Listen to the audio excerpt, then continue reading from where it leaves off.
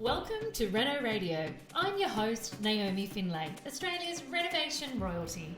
My podcast is all about real advice for renovating, designing beautiful spaces, tradie advice, and my weather to wonderful passion, where we interview amazing rural property owners who are turning their spaces from weathered to wonderful with great design and great renos.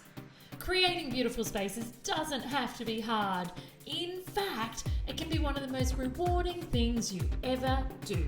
So, join me and my impressive list of guests each week for plenty of feel-good, inspiring, and real advice. This is Reno Radio.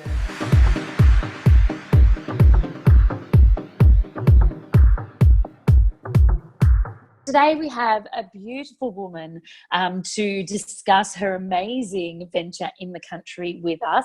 It is Anna Fraser from Bundara Farm. Thank you so much for joining us, Anna. I'm so grateful for your time. Thank you very much for having me, Naomi. I'm happy to be here.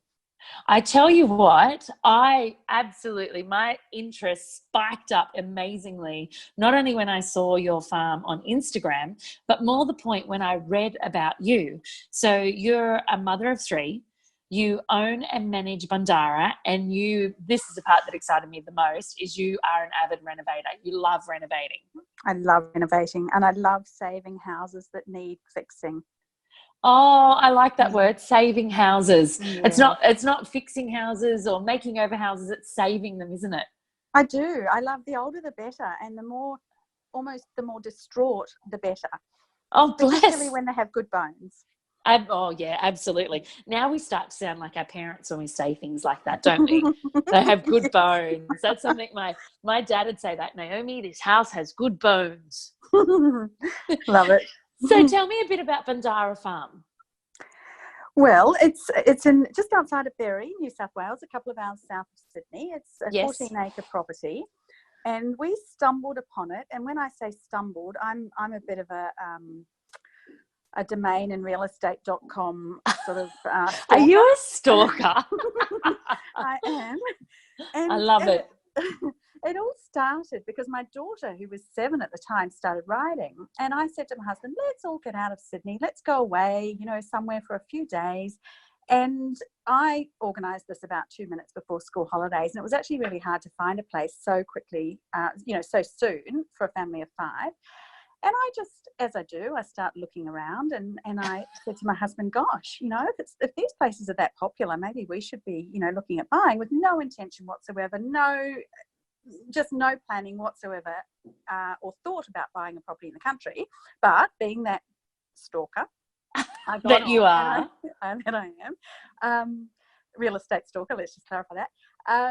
I got on to domain and realestate.com, and I found this property, and it really appealed because it was so tired and so worn out. And it actually appealed because it's got a house and 2 cottages, and it particularly appealed from a practical point of view because it meant that while it was school holidays, we had the potential to stay there as well as rent it out and generate some income. So that was actually one of the major factors for this property, that it didn't mean that we wouldn't get to use it during school holidays, because that was when it got its revenue.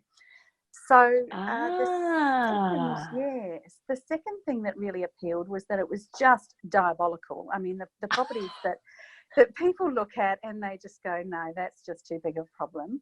It needed saving. Yeah, my husband and I look at, well, actually my husband doesn't. He just says, yep, whatever makes you happy. But I look at it, he's gorgeous. I look at it and I go, wow, this looks like fun. So we did go and look at it, and we both came away just shaking our heads and said, as much as we love a project, there's just no way. Was it too big? Did it feel too big at the time? Well, part of the problem was we live in Sydney, and it's 2 hours drive away. So it was going to be a remote thing. We both have jobs in Sydney. We both have kids. We have kids at school, and our youngest, they were all in primary school at the time. Our youngest was 7. So logistically, it was a very difficult thing to even comprehend. Yes. But it was also, it actually wasn't the houses. The house and 2 cottages were very, very tired, but we had renovated before and they weren't so overwhelming. It was actually the land that we found a bit more overwhelming because the fences were tumbled down. It was just covered in blackberry and lantana. It was actually the land that we found more overwhelming because we didn't know where to start. And it wasn't something that you had experience in before? No, we didn't have experience at all. So it was interesting because, like with renovating in general, I find if you sort of chip away at the I guess low hanging fruit, or the things that are going to make the most impact immediately, you've got time to figure out the rest of the things. We didn't have to have it all done immediately. You know, the fences were replaced within about a year or so, but they didn't need to be replaced on day one. I'm talking about the yes. So I think initially I thought, oh my goodness, this is huge, and we all have to do it we have to do it all before we get our first guest. But in reality, it's actually not the case, and you chip away. That's and you so learn. Interesting. So what we care about from the get-go, realistically, guests didn't particularly care that your fences were down. No, they wouldn't have even noticed. That is actually really insightful, isn't it? Because partly because they were covered in weeds, but well, greenery. Greenery. Yeah. But to me, they were weeds, and to me, they needed replacing. But it wouldn't have made any difference whatsoever to the guest's experience. And so what did you do first up? You renovated the 3 buildings on the property? Yeah, so the 2 cottages actually came furnished. They needed a good freshen up. I think the 4 areas that we focused on the most were safety, getting in smoke alarms, making sure that things were compliant. Yes. Comfort, so making sure that, you know, we had sensor lights that come on at night when guests arrive in the dark, that it was nice and freshly painted, the beds are really comfortable. The aesthetic side of things, that where we needed to furnish, which wasn't everywhere, we needed to furnish the house, but the cottages came furnished, and where we needed to furnish, that again, it was just a nice, relaxed, homely feel, because that was the thing for us. We want our place to feel like you just step into a home. Yes. And that it's well equipped and it's practical, you know, so you turn up there and you've got everything you need. You don't need to worry about bringing your serving trays because, you know, they're all there. So, absolutely. Yeah. So it was a really practical stuff. You literally said, what is going to be important to someone straight up? And that's what I'm going to deal with first. Yep. And we had a 3-month deadline because we bought it and settled, and we needed to furnish the house and renovate the house, freshen up the cottages, and get revenue. So it was a very, very tight deadline to get all of that done. So we needed to trim it back and work out what the priorities were and what was going to, you know, make the biggest impact immediately. So how did you manage that with 3 children and working in Sydney at the same time? Was it a family project? Well, we used to go down and stay in one of the cottages every weekend and work on the bits and bobs and the this and that. You know, I call it all those bits that you sort of don't get the tradies to do, and there are just a fix this and a fix that and a do that. We did that those take time. Yeah. And I had tradesmen organised during the week, and I used to go down every Wednesday and meet with everybody, manage them, and sort of set them up for the following week. And then we'd come down at weekends and see how they were travelling and, you know, where we're at. So it wasn't a complex renovation in that we weren't doing anything structural, but there was a lot of moving parts. And some Wednesdays, I used to drive down from Sydney at 4:30 on Wednesday mornings, arrive at 7 a.m, and literally there would be 10 different tradies there, you know, ready waiting for you. Yeah. And I mean, I set up, one of the first things I did was set up digital door locks so that they could let themselves in, and they all had their codes and they could get on and do their things. And the electrician and the plumber are still with us, and they still have their digital locks. So even now, managing it from afar, I can phone them and say, oh, can you go and do whatever? And because they've worked on it for all these years now, they know. And they know it. It's like you have a team. I do, and they know you have a team around you. You know, they know. You know, they know that it's set up for guests, and we don't have boots inside when it's ready for the guests. You know, it's great. It's a fabulous team. That is so good. That is so great. And I think that's one of the biggest things I talk about with renovation all the time, is about the concept of having a really solid team around you, because it makes the world a difference, especially when you're trying to do something like you have, which is renovate from afar. Absolutely. And so with this property now, so you still live in Sydney, and it's 2.5 hours away. So you've literally combined the ideal mix of providing your family with a getaway and at the same time generating an income from your farm from the land. Yes, yeah, it's lovely. It really is lovely. And it has taken, it's coming up to 5 years, and it's taken a lot of hard work, but it's been fun, hard work. It's been very rewarding. And what do you find are the unique things that Bundara offer people that, that you really want people to know about? I think our place is unique because of the scale. It has a massive house, and yes, and when I say massive, I mean it's a big, spacious house that you can have extended families and gatherings, and it can comfortably cater for 30 people dining and socialising, wow, eating, or working. So the scale of our place is quite unique. In that you're not on top of one another. Yes. And then because you've got 14 acres, you've also got room for, if you're there for a corporate offsite, or the kids are running around and they want to ride their bikes up and down the driveway, or go fishing in the dam or whatever, you've got room for everybody to spread out. And I think, again, because you've got the 2 cottages, you've also got places for people to go, have their own bathrooms, their own bedrooms, a bit of quiet time, but then they can come together in the house, and that's the place that everybody, sort of joins together and gathers and socialises and celebrates. So it all works. So that's the uniqueness, I guess. And that's interesting, because you've just twigged for me. A lot of people, when they think about, renovating a beautiful, like I've seen your farm on Instagram, and it's a homestead. Like the scale of your main home is a homestead. It's huge. It is. And it's really quite big. And you've just twigged for me then when you were talking about, all the different opportunities there, that a lot of people often think about just Airbnb. But you've just mentioned there about corporates, about work, about retreats. I've seen on your Instagram around weddings. And so it doesn't just have to be somewhere that you let for a bed. No, not at all. And photo shoots are another one. It's a place for photo shoots. It's so diverse, and there's so many opportunities out there.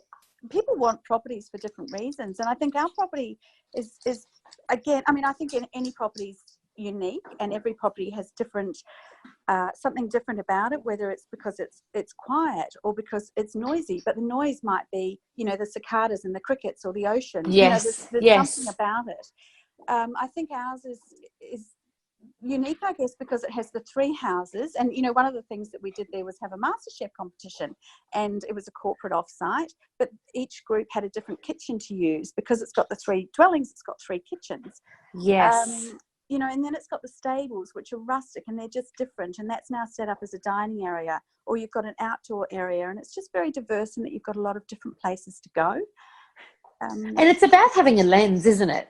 Like about having the lens to see, like I'm actually sitting here looking now at the photo of the dining area in the stables. Yes. And it's about having a lens that you view a property in a way that others may, because often when you see a property in really bad condition, really needing saving, for example, you become overwhelmed with what its maybe original and primary use was. Like I'm unsure whether when you first went to the property, whether you went, wow, these stables would be great for a dining space, or whether you just continued to visit there with fresh, beautiful eyes and go, what else could this be? And I think there's an awesome lesson in that for everyone, that sometimes the best design and the best use of space and the best use of our beautiful properties comes to us over time. Not everything happens in an instant like we're used to nowadays. Absolutely. Those tables in the stables were actually double pallets with just storage pallets that I bought on eBay. And I looked at them and thought, they'd make great tables. And I'd had them up at the house in the under the veranda to work on them, because I thought I'd just give them a rustic coat of paint and some legs, and there you go, there's a 9.6 metre long table. Which is pretty long, just saying. It's pretty long. It seats 30. But it just wasn't working for me, because I didn't have the space to get around and sand them and fix them. And I happened to have my nephew staying that weekend, and I said, you know what, boys, can you just put these in the galley of the stables for me? That I'll just work on them down there. When I've fixed them, I'll bring them back up to the house. No way. We put them down there, and I went, hello. Called my electrician and said, we need some chandeliers. Pretty much we're good to go.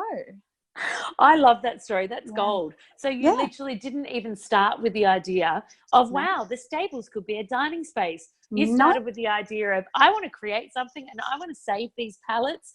And oh my Yes. gosh, I don't have time. And hey, No. presto, oh my gosh, this is an amazing dining space. Yeah. So then I got to get on eBay and buy and Gumtree, all number of vintage saddlery and farming paraphernalia. Bridals. And my husband can't stand all that stuff, and I just got to go nuts, and I have a place for it now. He's happy because it's not in our house. I'm happy because it's all around and it's got a beautiful home. And it's on It sounds display. like a marriage made in heaven, doesn't it? So not Yes. only was the farm awesome for your family, it's great for your marriage. It's great. I get all sorts of vintage wares, and they're all over the place, and I just love them. And they're happy there. They suit it there. Now, I'm sure lots of people are listening. It's like when I listen to you, I'm like, wow, she's made for this. You know, you're a forager, you're a upcycler, a recycler, a renovator. You sound extraordinarily in tune with the farm and the property, and what it's telling you and what it's offering you. Well, what is your mainstream profession in Sydney? Oh, I work in technology. Yeah. Of course you do. Of course you do, Anna. In operations, yes. I'm a frustrated creative, I suppose you'd say, but yeah. And that's why I ask. So many people often will think, I couldn't be on the farm because what would I do with the fences, and what would happen if my pump broke, and I don't want cattle, and I can't grow wheat. And you are a shining example of one. You don't actually have to be from the land. You know, we are all from it. But you can learn, and it's not like you were in the construction industry or the hospitality industry in your mainstream job. No, I had no idea. Absolutely no idea. I guess one thing that I do fairly intuitively is I do put processes in place. Yes. And so I systematized it fairly early on, and things always happen. But if you're sort of 90% systematized or 80% systematized in terms of your booking and your trades and the processes you follow, then those things that crop up, which of course they're going to, are more manageable. Because everything They else are, is aren't they? Bedded down. Yeah. Because you have some order around you. Yes, absolutely. Yeah. And I think that awareness that things will go awry is, and surrendering to that. It's all part of the journey and part of the fun. But if you had your time over, Anna, if you could have your time over, what would be 2 things you would maybe do differently? Do you know, I suppose the one thing that I did right from the start was probably doubt myself. Wow. And I think, yeah, I mean, that's not a bad thing because it makes you a bit more cautious. Keeps you safe. A bit more conservative, yeah. But I think, to go, not necessarily to go into this gung-ho, but to go into it thinking, you know what, this is okay. I've got this, I can manage it step by step, just bite off a little bit at a time.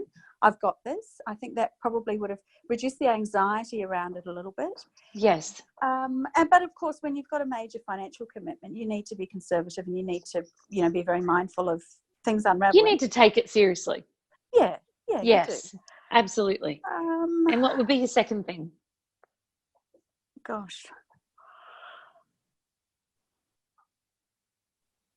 I suppose, it comes back to having more confidence in the property as well. I suppose just promoting it and thinking about the diversity right from the start, not being boxed into this is a holiday house. But really thinking right from the start, well, what else is there? And how could I start leveraging all of these other avenues for revenue right from the start, because it does take a while to build them all up. You mentioned weddings, and we only have small weddings. Yes. And initially we said we don't do weddings because everybody who gets married wants to have at least 100 people. Well, there is a very, very big market out there for little tiny weddings of, 10, 15, 20, 30 people. 100%. A lot of the big venues, they're too small for those big venues. It doesn't make sense, or they have a minimum criteria. So, so right from the outset, we said we don't do weddings, but we do weddings, and there is a massive market for. So I think in hindsight, I probably should have investigated those different revenue streams earlier in more detail. And that doesn't mean having to action them all at once, does it? It just means being open to it. Yeah, absolutely. And then possibly, when you chip away at those other things that you need to do, or in the back of your mind, and the stables are a good example, because we didn't renovate those stables for a couple of years after we bought the property. It just sat there empty, derelict. And they're a good example. But if in the back of your mind you know that this is possibly going to be a good space to hold a little wedding reception, then you can start planning, and budgeting towards what you're going to do next and where it makes sense to spend your money next. That's very, very good point. A very good point. I'm actually keen to, I'm a little further north than you, but you've inspired me so much about the stable and the table. I'm sure the homestead's amazing, but the stables and the table, especially how it was incarnated, I guess you'd say, it has me intrigued. I might need a road trip, Anna. Oh, you definitely need a road trip. You have to have a road trip. Yes. And you know what? We could run one of our events there in your stables. Oh, of course you could. There we go. That would be fabulous. All these opportunities, aren't there? All these opportunities. Yeah. Now, for anyone, if you could give anyone a word of advice that had a hankering for the country, wanted something different, might live on the land already, might have a traditional farm and have 1 million head of cattle, but not have the love that they used to have, or maybe the love their partner has for the land, what would be one advice in regard to, uncovering the hidden gems, or finding their version of fortune, their version of wealth, whether it be financial, whether it be fulfillment, whatever that might be? What might be one piece of advice that you'd love to leave everyone with today? I think look for opportunities to share it, because I think there is such an interest at the moment in people getting out of the cities, or just getting out of the ordinary, as we say, into the country and being somewhere different and experiencing something different. And while you may think it's the same paddock, it's the same surroundings, to them it's not. It's completely different. And there's something unique about every property. And like I said, it could be the noise, that it's quiet, or because it's noisy, it's the crickets and the birds and the bees and the livestock in the distance. There is something unique about every place. And I think get on Instagram and the like, and just follow people that have a similar place to yours and see what they're doing with it, because people are doing amazing things in the country at the moment. And there is an opportunity, and there's a demand, I believe, to get out of the cities and go and experience a quieter time. You know what, Anna? I literally have nothing left to say. That could not have been better said if I tried, or if you tried again. That is a perfect wrap up. I'm so grateful for your open, amazing sharing and honesty about your experience, and also about your amazing property. And I think those words are an absolute perfect way to end the show. So I want to thank you from the bottom of my heart, Anna. Thanks for joining me today, guys, on Reno Radio. It has been a blast. I would love it if you subscribed so you never missed a beat of this podcast. And naturally, let me know what you think. I love to hear everyone's feedback and reviews. If you'd like to know more about all the services and content that we produce at naomifindlay.com, then head on over to naomifindlay.com. You can also keep an eye on what I'm up to on my Instagram.